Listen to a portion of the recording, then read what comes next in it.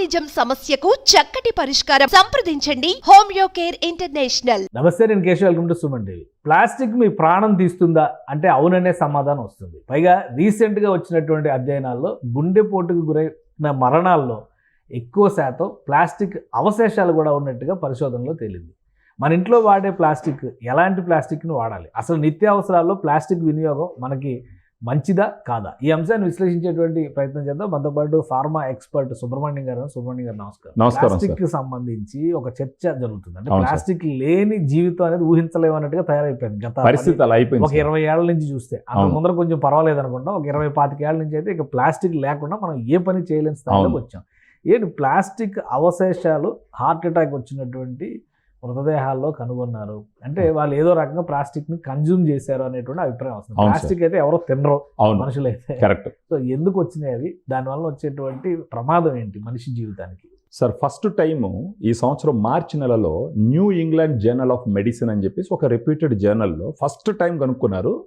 గుండె జబ్బులు వచ్చి చనిపోయిన వాళ్ళల్లో ఎక్కువ మంది ఈ మైక్రో ప్లాస్టిక్, నానో ప్లాస్టిక్, మీరు అన్నట్టు ప్లాస్టిక్ అవశేషాలు ఇది ఉంది అని చేసి గుండె నుంచి మెదడుకి వెళ్ళేటటువంటి రక్తనాళంలో మామూలుగా ఈ రక్తనాళాలు పూడుకుంటాయి కొన్నిసార్లు కొవ్వు వల్ల. ఆ కొవ్వు టెస్ట్ చేసినప్పుడు వీళ్ళకి తెలిసింది ఏంటంటే దాంట్లో ప్లాస్టిక్ అవశేషాలు ఉన్నాయనేసి కనుక్కున్నారు. ఇలాంటి ప్లాస్టిక్ అవశేషాలు ఉన్నటువంటి గుండె జబ్బులు వచ్చి చనిపోయిన వాళ్ళల్లో, అంటే వచ్చిన వాళ్ళల్లో ఎక్కువ మంది ప్లాస్టిక్ వల్ల చనిపోయినారు.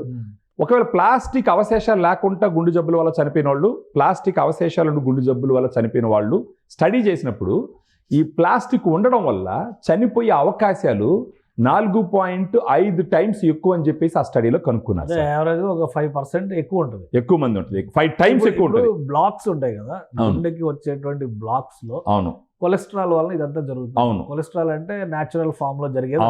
అంటే ఇప్పుడు అసలు కొలెస్ట్రాల్ ఫామ్ అవడానికి కూడా ప్లాస్టిక్ కారణం అవుతుంది. అంటే దాంట్లో ఈ ప్లాస్టిక్ ఉంది సార్. అందులో ఆ ప్లాస్టిక్ ఉండిందంటే వాళ్ళలో చనిపోయే అవకాశాలు ఇంకా ఎక్కువ ప్లాస్టిక్ లేని వాళ్ళతో. ఎలా వెళ్ళి ఉంటుంది మనిషి నోట్లోకి, అంటే శరీరం లోపలికి? తినరు కదా మామూలుగా అయితే, తెలిసి తినరు సార్, ఏదో ఇది చేస్తారు అనుకుంటున్నాను. అవును, కానీ పెద్దవాళ్ళు అయితే తినరు కదా. అవును, సో ఎలా వెళ్ళి ఉండొచ్చు? అది ఎలా సార్, ముఖ్యంగా చెప్పేది ఏంటి అంటే ఈ ప్లాస్టిక్ వాళ్ళు చేసిన పరిశోధనలో తెలిసిన విషయం ఏంటంటే ఈ నీళ్లు ఏదైతే ప్లాస్టిక్ బాటిల్స్తో నీళ్లు తాగుతున్నారో అది మేజర్ సోర్స్ అని కనుక్కోవడం జరిగింది సార్. వాటర్ బాటిల్స్లో నీళ్లు తాగడం వల్ల ఈ ప్లాస్టిక్ అవశేషాలు లోపలికి పోయే అవకాశాలు ఎక్కువ అని. సెకండ్ వచ్చేసి మనం ఆహారాన్ని ప్యాక్ చేస్తారు కదా ఈ ప్లాస్టిక్ ఇదులతో, ఆ ప్లాస్టిక్ పేపర్లని అవన్నీ ఇవన్నీ, ఆ packing plastic material. For example ఇప్పుడు మనం చూసినామంటే స్కూల్ పిల్లలు స్కూల్కి వెళ్ళేటప్పుడు ఏదో ఫ్యాషన్గా ఉందనో కన్వీనియంట్గా ఉంటుందనో అట్టా వేడివేడిగా వంచుతారు, ఎత్తి ప్లాస్టిక్ డబ్బాలు వేస్తారు, తట్టేస్తారు, మళ్ళీ పెట్టి పంపిస్తారు. కానీ మనకు అర్థం కాదు ఏంటంటే బిడ్డల భవిష్యత్తును మొత్తం సర్వనాశనం ఎక్కడి నుంచే చేస్తున్నాం. బిడ్డల భవిష్యత్తు కదా, పెద్దలు కూడా ఇప్పుడు ఎక్కడ ఏ పార్సిల్ ఫుడ్ తీసుకున్నా అవును ప్లాస్టిక్ బాక్స్ లేకుండా అయితే రావట్లేదు. అట్లీస్ట్ ఫాయిల్ పేపర్ అన్నా వేస్తున్నారు. అవును, సో ఇవన్నీ కూడా శరీరం లోపలికి వెళ్ళేటువంటి అవశేషాలుగా మనం పరిగణించవచ్చా? ఖచ్చితంగా పరిగణించవచ్చు. ఇప్పుడు బిర్యానీ పొట్లాలు అనగానే ప్లాస్టిక్ ఉంటుంది. ఏదో హీట్ ప్రొటెక్ట్ చేస్తే అనేసి వాటిలో చేస్తారు. ఇవేమి మనం వినియోగించకూడదు ఆహారానికి సంబంధించి. ఖచ్చితంగా వినియోగించకూడదు సార్. మనిషి ఏమైపోయినాడంటే కన్వీనియన్స్ ఫస్ట్ ప్రయారిటీ అయిపోయింది హెల్త్ కన్నా కూడా. ఇప్పుడు ఈ ప్లాస్టిక్లు ఇవన్నీ వాడడానికి ఏంటంటే కన్వీనియంట్గా ప్యాక్ చేసి పంపించేయచ్చు, కన్వీనియంట్గా ఒక ప్లాస్టిక్ కవర్లు వేసి పంపించేయచ్చు. కానీ వీళ్ళకి తెలియంది ఏంటంటే ఆ కన్వీనియన్స్లోనే మన సమాధులు కట్టుకుంటున్నాం అనే విషయం తెలియట్లే వీళ్ళకి. ముఖ్యంగా మళ్ళీ రీసెంట్గా ఈ మంత్లో ఇంకొక స్టడీ కనుక్కున్నారు సార్. ఆ స్టడీలో ఏంటంటే కొంతమంది చనిపోయిన వాళ్ళల్లో వాళ్ళు పరిశోధనలు చేసేటప్పుడు బ్రెయిన్లో కూడా మైక్రో ప్లాస్టిక్, నానో ప్లాస్టిక్ ఉండదని కనుక్కున్నారు సార్. ఇప్పుడు మామూలుగా బ్రెయిన్కి ప్లాస్టిక్ వెళ్ళాలంటే బ్లడ్ బ్రెయిన్ బ్యారియర్ అని ఒకటి ఉంటుంది, దాన్ని దాటుకొని పోవడం కష్టం. మరి ఇది ఎలా పోయింది బ్రెయిన్లోకి నానో ప్లాస్టిక్, మైక్రో ప్లాస్టిక్ అని కనుక్కున్నప్పుడు వాళ్ళకి తెలిసింది ఏంటంటే ముక్కు గుండా పోయిందని చెప్పేసారు. ఇప్పుడు క్లోజ్డ్ ఎన్విరాన్మెంట్లో ఉన్నప్పుడు ఈ వాతావరణం ఈ మైక్రో ప్లాస్టిక్, నానో ప్లాస్టిక్తో కలుషితం అయిపోయి ఉండదు సార్. ఎందుకంటే ప్లాస్టిక్ లేకుండా మనం క్యాబిన్లు ఉండవు, ఆఫీస్ స్పేస్లు ఉండవు. ఈ గాల్లో ఉన్న ఈ మైక్రో నానో ప్లాస్టిక్ ముక్కు ద్వారా పోయి ఇది బ్రెయిన్లో చేరడం వల్ల వచ్చే సమస్యలు ఏంటంటే సార్ అల్జైమర్స్, డిమెన్షియా, ఈ మెదడుకు సంబంధించిన వ్యాధులన్నీ వస్తాయి. మామూలుగా ఈ ప్లాస్టిక్లో వచ్చిన సమస్య అంటే ఏంటంటే సార్ ప్లాస్టిక్ తయారీలో 1600 కెమికల్స్ వాడతారు.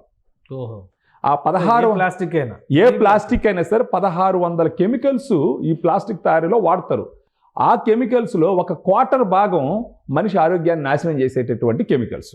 మనం మామూలుగా ఇప్పుడు చూసినాం అనుకోండి సార్, ఎడన్నా రోడ్డు పక్కన వెళ్తా ఉన్నాం, ఎడన్నా దోశ తింటానికి దేనికో ఆగినాము, వేడిగా గుడ్డు దోశలు ప్లాస్టిక్ ప్లేట్ కింద, దాని మీద మళ్ళీ పలసాటి ప్లాస్టిక్ పేపర్, దాని మీద వేడిగా అప్పుడే సలసలాడుతున్నటువంటి గుడ్డు దోశ ఎత్తి వేస్తుంది దాని మీద.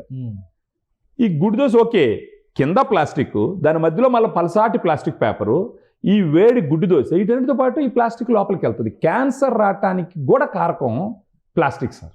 ఓకే, ఈ ప్లాస్టిక్ ఎట్టయిపోయిందంటే ఇప్పుడు మన వాతావరణాన్ని కానీ మన జీవితాలని పూర్తిగా ఈ ఒక కప్పేసిన ఆయన చెప్పాలి యాక్చువల్లీ. అంటే మీరు చెప్పిన దానిలో ఒక 2 పాయింట్స్, ఇప్పుడు మీరు అన్నది పార్సిల్ ఫుడ్ కానీ, వేడిగా వేసే దోశలు కానీ, కాఫీ, టీలు, ఇవన్నీ ఓకే, అవి వద్దనుకుంటే అవాయిడ్ చేయొచ్చు. అవును, కానీ వాటర్ బాటిల్స్ ఇప్పుడు అన్ని ఎంత పెద్ద బ్రాండ్ అయినా కానీ వాటర్ బాటిల్, ప్యాకేజ్డ్ వాటర్ అంటే కంపల్సరీ ప్లాస్టిక్ వాడుతున్నారు. అవును సార్, అవును. వాళ్ళైతే స్టీల్ ఇవ్వరు కదా, అవును, ఎవరు వేరే మెటల్ ఇవ్వరు కదా. అవును, మరి ఇవన్నీ ప్రతి ఒక్కరు వినియోగించి చాలా హై ప్రొఫైల్డ్ పర్సనాలిటీస్ దగ్గర నుంచి కామన్ మ్యాన్ కూడా రోడ్డు మీద ఆగి 20 రూపాయలు పెట్టి వాటర్ బాటిల్ కొనుక్కొని తీసుకుంటున్నారు. ఇది కూడా ప్రమాదకరం, ఖచ్చితంగా ప్రమాదకరం సార్.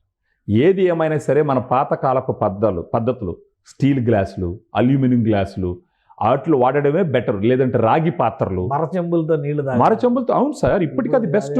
చాలా కష్టం కదా ప్రాక్టికల్ గా. ఇదే సార్ ఏమైందంటే ఇక్కడ మనం కన్వీనియన్స్ కు ఓటేసి మన జీవితాన్ని అంధకారంలోకి నెట్టుకుంటున్నాము. ఈ క్యాన్సర్లు ఎందుకు వస్తున్నాయి సార్ ఈ రోజులో? ఇన్ని రకాలుగా క్యాన్సర్లు, ఎక్కడ చూసినా క్యాన్సర్లు అని వింటున్నాం. కారణం ఏంటంటే plastic one of the reason sir. యాక్చువల్గా ప్లాస్టిక్, ఎయిర్ పొల్యూషన్, వీటన్నిటి కారణం.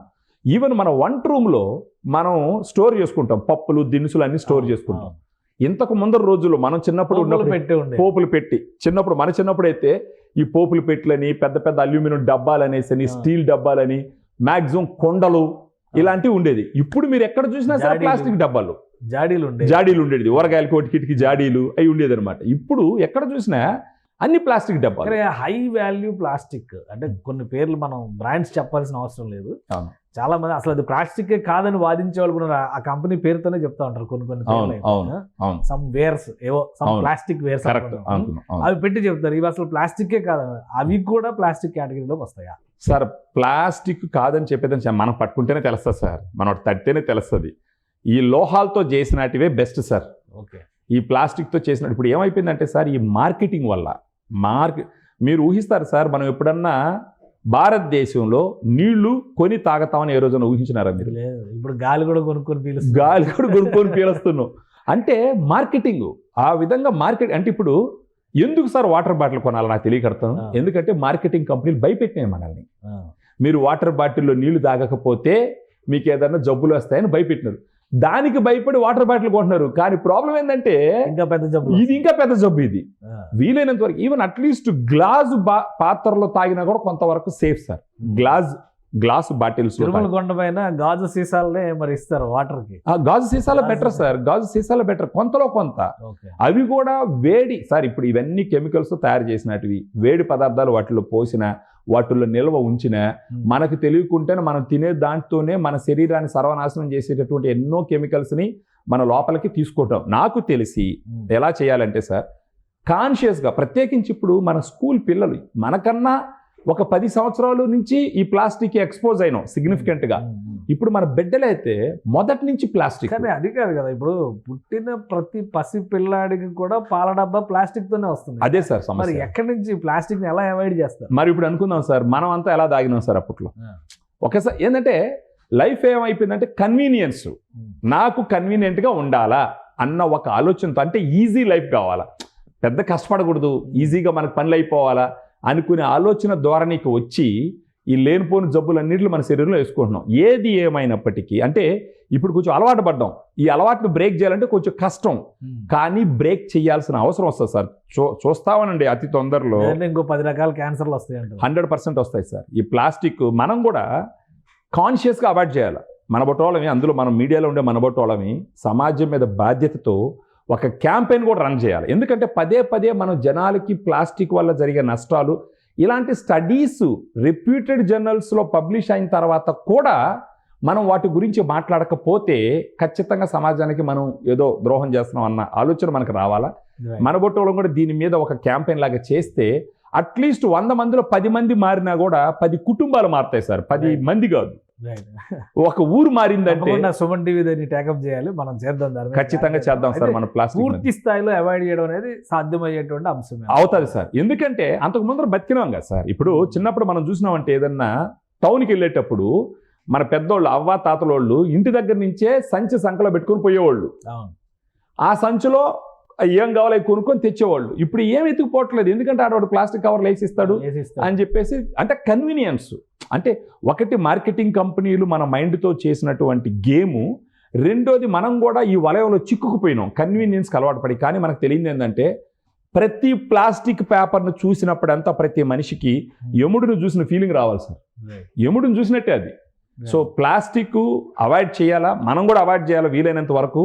సో ఈ విధంగా, ఎందుకంటే స్టడీస్ చెప్తున్నాయి సార్, పిల్లల భవిష్యత్తు బాగుండాలంటే కంప్లీట్గా ప్లాస్టిక్ అవాయిడ్ చేయాలి. రైట్. థ్యాంక్ యూ సుబ్రహ్మణ్యం గారు విశ్లేషణ అందించినందుకు. ఇది సౌఖ్యంగా ఫీల్ అయితే మీకు మీరు సమాధి కట్టుకున్నట్టే అని అధ్యయనాలు తేల్చేశాయి. ప్లాస్టిక్ని నిత్య జీవితంలో ప్రతిరోజు మనం ఏదో ఒక రూపంలో వాడుతూనే ఉన్నాం, కానీ దాన్ని వీలైనంత వరకు తగ్గించాలి. తాగే నీళ్ల దగ్గర నుంచి తినే ఆహారం వరకు ప్లాస్టిక్లో సేవ్ చేసేది ఏదైనా కానీ ఖచ్చితంగా మనిషి శరీరంలోకి ప్రవహించడానికి అవకాశం ఉంటుంది. దీని వలన జరిగేటువంటి నష్టం గుండెపోట్లు మాత్రమే కాదు, రకరకాల క్యాన్సర్లకు కూడా ఇది కారకం అవుతుంది. So aware of plastic, be aware of plastic, ఇది సుమన్ టీవీ ఇస్తున్నటువంటి నినాదం. ఖచ్చితంగా ప్లాస్టిక్ని నిర్మూలించడానికి కావాల్సినటువంటి జాగ్రత్తలు మీకు మీరే తీసుకోండి, మీ ప్రాణాలని కాపాడుకోండి. ఇది special discussion. Keep watching. Suman టీవీలో మీ పర్సనల్ అండ్ బిజినెస్ ప్రమోషన్స్ కోసం కింది నెంబర్కి కాంటాక్ట్ చేయండి.